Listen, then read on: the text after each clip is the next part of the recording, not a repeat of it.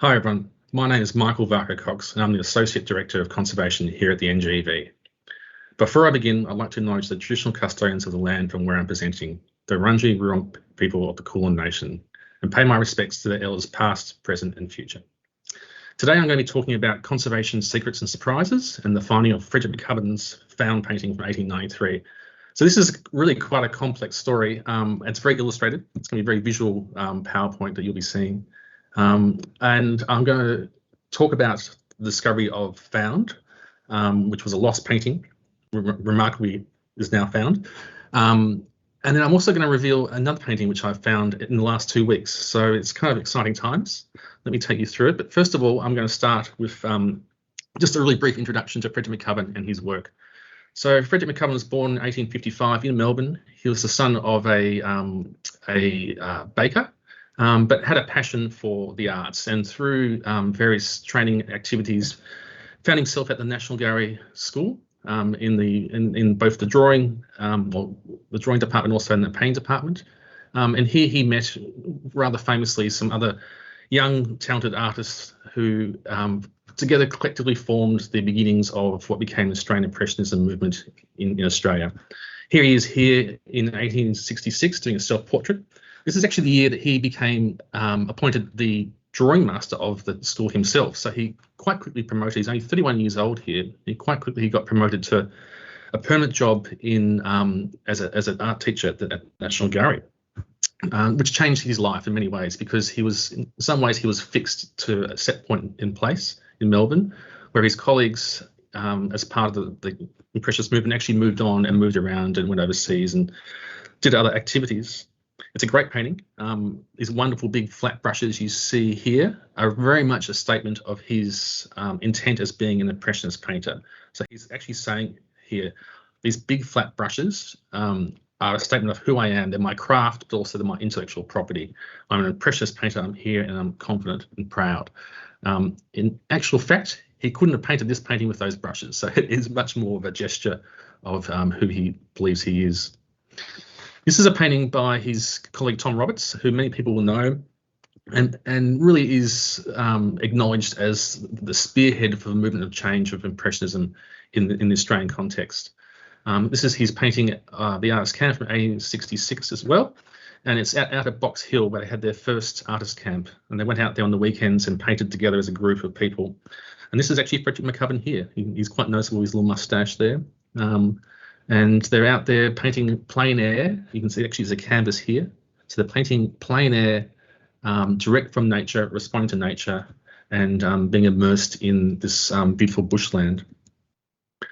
I really won't go through a lot of Frederick McCubbin's background and other works, but I'm going to show a few slides. And in many ways, you can break up his path, his development as an artist, into different stages. And obviously there's the early stage.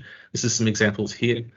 This beautiful painting called The Letter from Barrett Art Gallery, and then our own painting Lost from 1886. So painted most likely out at the Box Hill camp. And this is going to become a big theme through this presentation. The idea of the lost child in the landscape was something that McCubbin really followed. It's actually a theme that appears a lot in Australian art history, but McCubbin really sort of came back to it several times. And look, I think it can be acknowledged that it's a theme that meant a lot to him. He was an urban person. He didn't live in the bush at this point in his life. He did later on sort of move out to the country more, but it was a theme that sort of had, strong resonance for the public, and it was a theme that actually sort of persisted and was in popular culture a lot. A couple of years before he painted the picture, there was a someone called Clara Crosby, a young child who was missing for 3 weeks in the bush and was found alive. And so it's a sad story, but it also has hope and heroic ending as well. You can see there's other types of activities here, such as plein air sketching and painting outdoors in more of an Impressionist sort of mode. Further on into the late 80s and early 90s, you start to have these much more big epic pictures with figures, and it's really more of a naturalist type movement rather than true Impressionist, but he brings the immediacy of response to the bush combined with this very apt and capable ability to sort of work with portraiture as well. And he's very much picking up on his historic ideas of national identity that he saw were important to him at the time. And then later on, we have some images like this, and perhaps most importantly for this conversation, and I have to say his most recognisable painting, perhaps one of the most recognisable paintings in Australian art history, is the Pioneer here, which is the triptych, which we'll talk about in a moment. But also he returns to the theme of lost later on, much later, so 1907, this time not with a girl, but with a little boy lost in the bush. And both those pictures are in our collection. This one's in a private collection, but I show this because what you're really seeing here is McCubbin later in life really becomes immersed in the bush. He's looking in, he's not looking out and having big, broad horizons. He's very much placing the viewer inside this sort of lovely, lush landscape that was sort of so much around his own personal life, but in Melbourne in particular.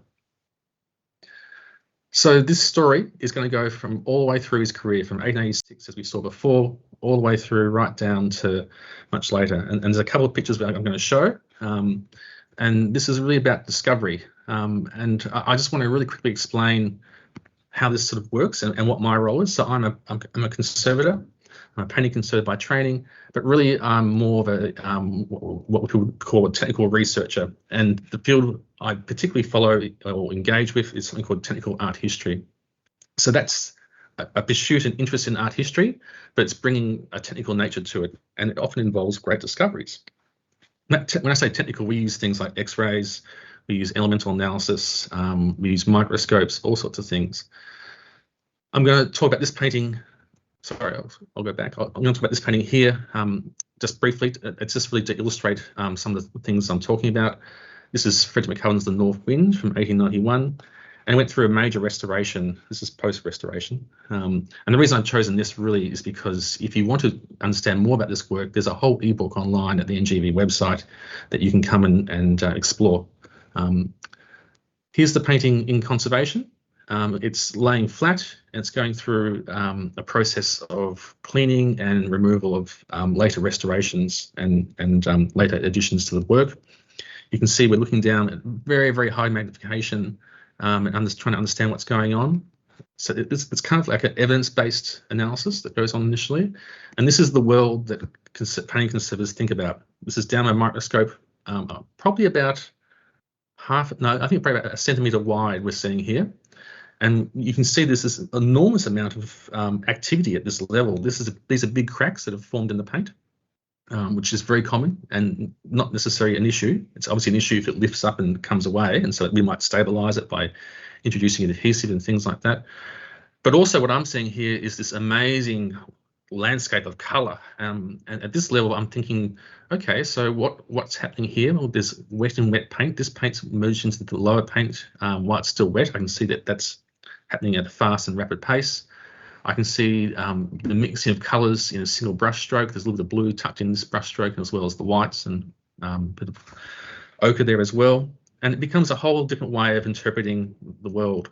And we don't just think of it from above, we actually think of it a lot from the side as well. This is something called a cross-section, which we don't really do much these days. We found other ways of gleaning the same information, but sometimes you would take a very small scalpel and you would slice a tiny bit of paint from one of those cracks. When I say slice a bit of paint, it's often not visible to the naked eye. It's so small. But what you have when you have that paint sample separated from the painting, you can then grind it from the side and look through, and you can access the bottom of the painting all the way through the top at that particular point. And so you can do analysis and work out what pigments were here, what happened in between.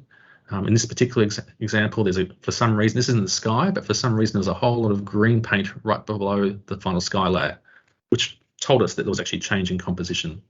So it's a complex world that we don't really do much of this anymore. We actually have much more sophisticated ways to glean the same information without having to remove samples.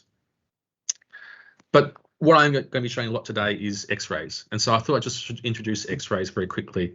An X-ray of a painting we do here. I'm a licensed radiographer. We have our own X-ray machine here. It's the same as X-raying a human being, except that it doesn't have any negative effect or health health effect on the painting. But what happens is you shine an X-ray or initiate an X-ray beam below the painting. It goes all the way through, and then a film on top detects the response. And you get this wonderful black and white thing here. It's not actually that simple because we use film. The paintings are quite big.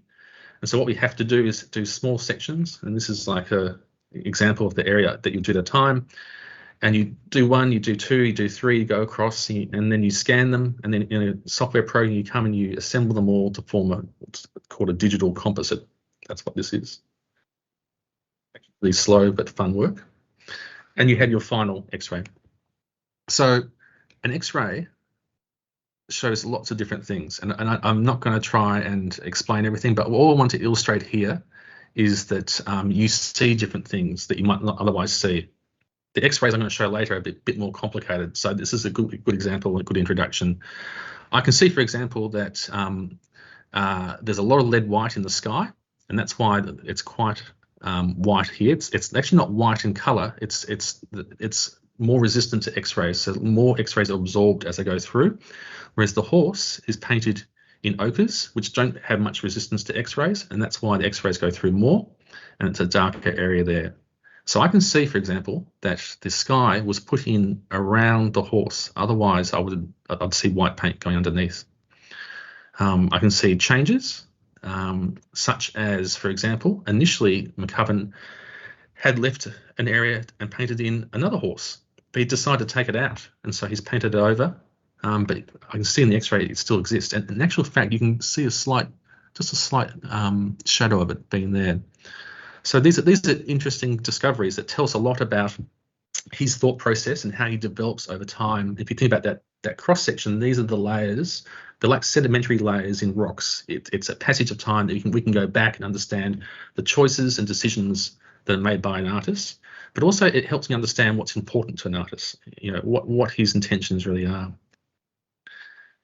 We combine that sort of information with all other types of information we can find. It might be written descriptions by the artist. It might be letters. It might be old photos. All sorts of different things. And in terms of Frederick McCubbin, the NGV is very lucky to have this sketchbook, or it's a scrapbook, really, is what it is, which he kept out through his life. And then after he passed away, many years later, it actually came to the NGV. And it's a really interesting reference because it's just as I said, a scrapbook that he kept things in. They were clippings of different things, and it's really useful for me to understand what interests they were to him. We don't really know when he put them together, and they don't seem to be right in some sort of exact timeline, but there's great little clippings of paintings of interest to him, such as this is Edward Manet's The Balcony, a very important Impressionist picture that obviously he felt enough to actually make a clipping of and keep.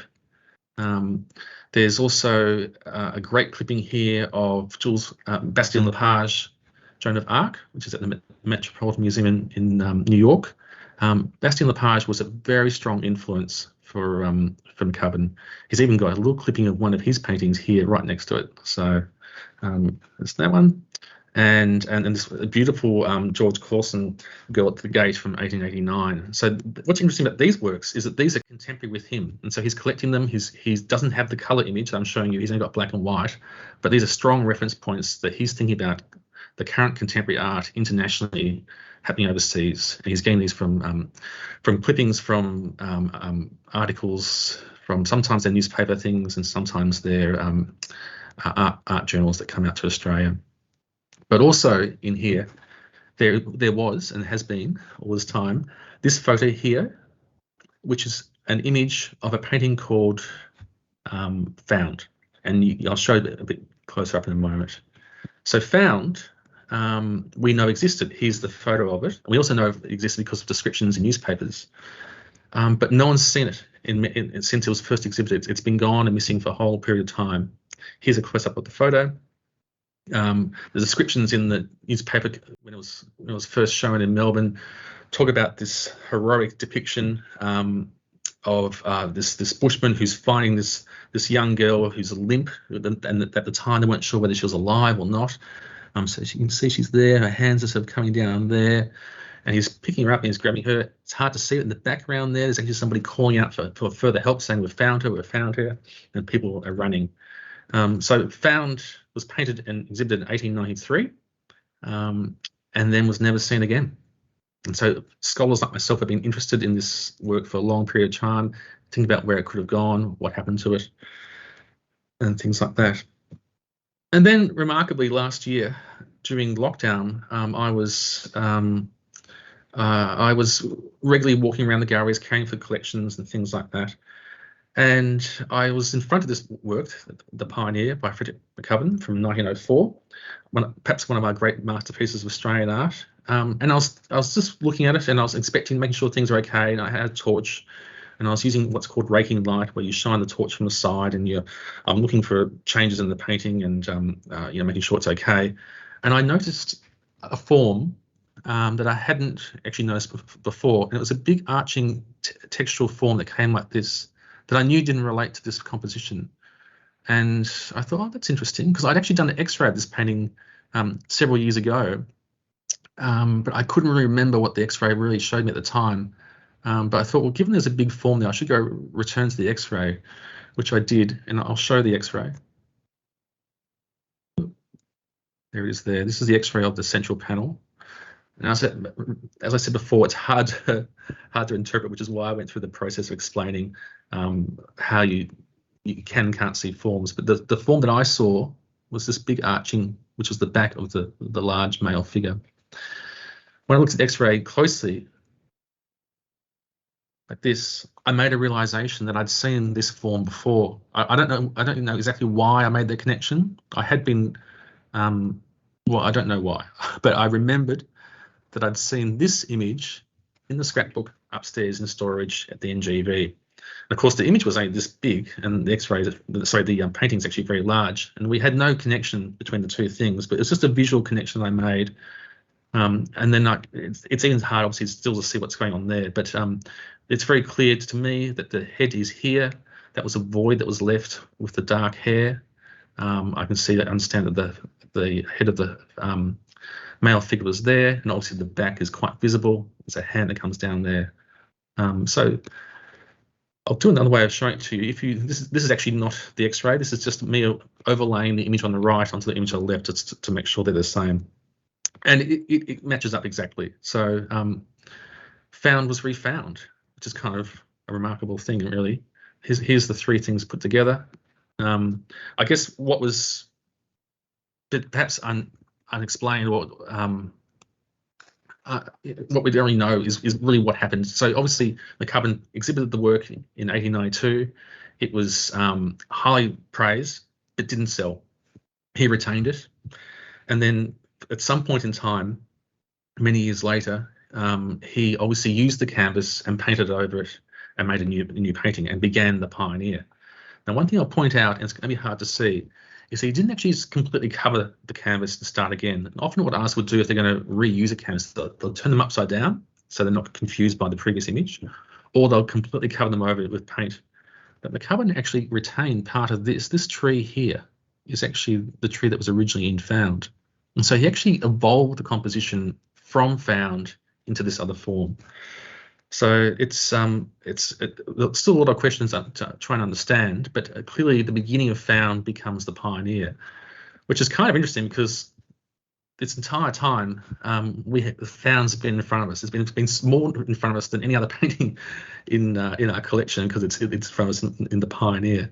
I think probably he evolved the first central panel, and then the two sides perhaps came later on. The concepts have developed over time. We don't really know how long The Pioneer was painted for. We know that there were changes and recommendations from his friend Walter Withers to make adjustments and things like that. So it was probably a major project that would have taken a couple of years. But it just shows you never know what you can find if you look hard enough. Here's Frederick McCubbin, a portrait of him, we think from around 1913. He was a remarkable man, and he was known as the Prof because he had a very philosophical, professor's tutorial sort of nature about him. But he was also incredibly kind and generous supporter of his students and other people as well. But I'm going to reveal something which I haven't revealed yet, and this is new. Literally 2 weeks ago, I was in an auction house, and I regularly go through auction houses to look at works. I'm making connections. I'm thinking about things that might be relevant to the NGV collection. And I saw for the first time in my life this painting by Frederick McCubbin called A Forest Glade from 1913, which came up for auction, and it's now sold, and I don't know who owns it. But this is not an NGV work. I thought this is so relevant to the conversation. I'm going to share this with you. So I walked in, I saw this painting, as I said, for the first time in the auction house. I approached it, and within probably 15, 16 seconds, I saw something, and then immediately I made another connection that I straight away knew that there was another painting under this painting, and I knew which one it originally was. It's not as complex a story, but bear with me. It is hard to illustrate, but basically when I approached this canvas, I saw a form up in here, which I'm going to show you and explain what it is, that I made a connection to something else. Sorry, okay, here's a photo just with my phone. So it's not a great photo, but there is actually a form here that's circular, and I'm going to use this line here to illustrate what I'm talking about, which you might not be able to see depending on your device, but there's a line that comes around here and up through there. It's very hard to see through there, but down here, it's a bit more obvious. Don't worry if you can't see it, because I'll explain it a bit more, but it's a circular form. And that made a connection to me to a historic story about McCubbin and one of his paintings. So just the fact that that was there was sort of enough. That's the form that's that I'm talking about. Another way of understanding how I understood what that is by looking at the canvas weave. And what I know is that this form has been actually cut out. That area there was taken away from the original canvas. The canvas was literally cut out and taken away, and a new bit of canvas was stuck in, and then another painting happened. I hope that makes sense. So the canvas was taken away and another one put done in. And that would have been done by McCubbin himself, which is kind of amazing. Like, it's sort of a complex task even for me to do. But the other way I know that that this form is a bit closer, here's the line coming down through here, that I know that this is not the same, that section is not the same canvas, is by the canvas weave. Very hard to see it. I'm going to use lines to illustrate it, but the lines of the canvas weave here go this direction. You can probably see little lines, little bumps where the tops of the canvas catch the paint, whereas up there they're different. So this is the lines of the canvas through here. If I line them up, they come right through there. It's the canvas weave. It's a twill canvas, quite heavy, something quite common. He used this a lot. But in this area up here, the weave's different. It goes this direction. It goes across there. So it's like that. It's an actual fact. Oops, sorry. A different canvas and hasn't been lined up exactly. It's been made to fit because the weave's going a different direction. It's more visible. So if I had an X-ray of this painting, I'd be able to show this very, very easily, but I don't. So now the reason I knew what this was straight away is because there's another painting which no longer exists called Motherhood. And we have an image of motherhood because it was actually published in a South Australian paper when it was exhibited there. And this is the painting Motherhood. It's the best image I've got, I'm afraid. And it's a depiction, it's painted in 1902. This is actually the artist's wife and with some of the children. There's a little dog here. She was actually wearing quite a red, lovely dress. Obviously, we can't see in this colour here.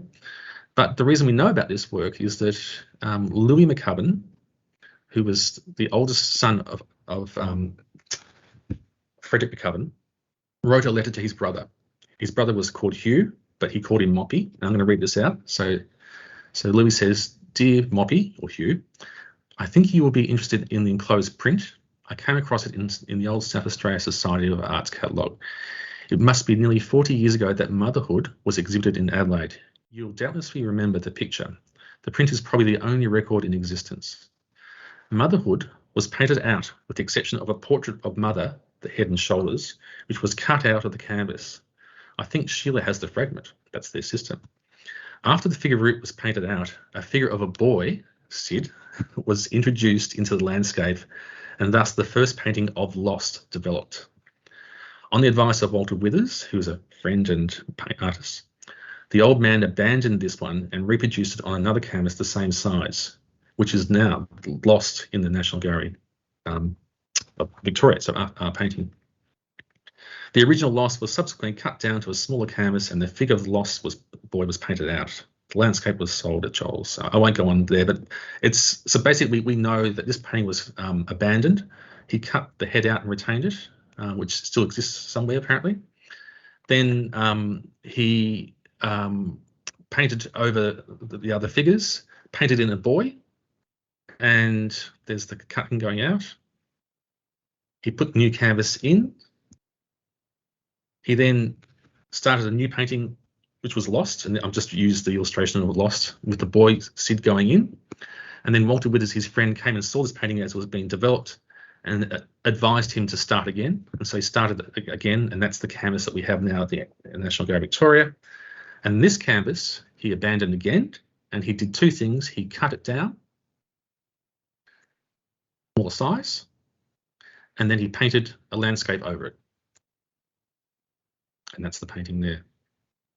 And so you can see, I know it's a complex story, but you can see how you can make these connections together. And it's remarkable what you do find. I mean, they're important to us because they help us understand the process of the artist. It helps us work a lot with authenticity of works. People might think they found another painting, of lost or motherhood and things like that, and wrongly ascribed to them. But now we can make these connections. So it's really quite important. It's a beautiful painting too, I have to say. So now we've got two paintings rediscovered. Quite remarkable that they both happened at the same sort of time, really. I can share them with you today. This is the nature of conservation work and technical art history that we do a lot at the NGV. It's really important and meaningful work that helps us work with curators and art historians and artist families too, actually, to help understand and preserve works for the future. There's a very beautiful painting. Currently, this painting is not on display at the NGV. It's currently on display down at the Geelong Art Gallery. With a quite important Frederick McCubbin exhibition that they've got going on there called Whisperings in the Waterglows. And it's on until 13th of February 2022. So you've got plenty of time to see it. I recommend you do.